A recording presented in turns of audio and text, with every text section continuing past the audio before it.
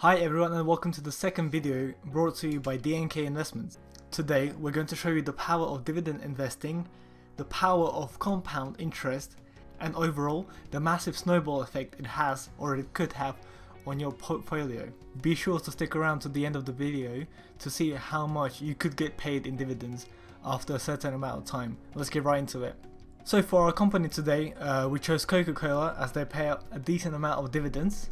On February the 20th, 2020, Coca-Cola, or ticker KO, announced its 58th consecutive annual dividend increase, raising the quarterly payment by 2.5% from 40 cents to 41 per share. According to MarketBeat.com, the company has grown its dividend for the last 59 consecutive years, and it is increasing its dividend by an average of 3.48% each year. Coca-Cola pays out 77.73% of its earnings out as dividend. As you can see here, we've created an overview of the details that we're going to use for this particular instance. We have the name of the company, Coca-Cola, ticker symbol KO, and we have some other important financial information that we have managed to calculate based on historical dividends and prices.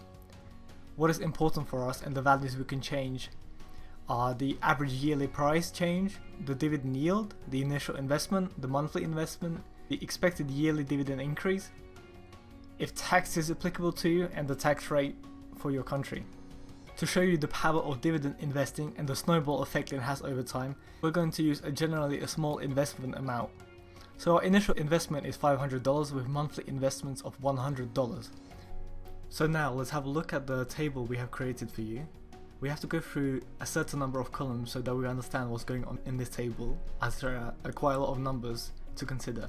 First of all, we have the years, which is just self-explanatory, the number of years in our particular example.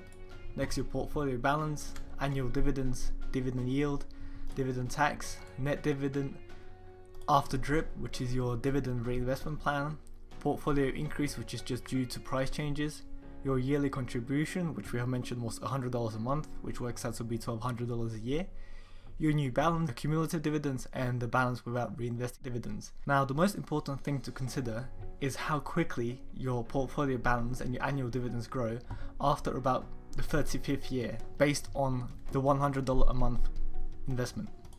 As you can see here, in the last 5 years, your portfolio pretty much doubles, and the same applies to your annual dividend yield. Your annual dividend yield in the last 5 years changes from $25,000 to about $57,000, just purely based on reinvesting all your dividends for the last 5 years. Now, one of the graphs we have created for you is your portfolio balance, which shows in the blue line your portfolio balance when reinvesting your dividends, and the orange line shows without reinvesting your dividends. You can see the huge difference it makes when you do reinvest your dividends. For example, after 30 years, your value without reinvesting is about $60,000, and when reinvesting is about $129,000, so more than double. And if we go along to the next 10 years, so at year 40, your balance without reinvesting is about $124,000, and when reinvesting is $432,000. So as you can see, it creates a huge difference of a little over $300,000. Now, another important graph that we have created for you is the annual dividend that you will actually get paid out over a certain amount of time.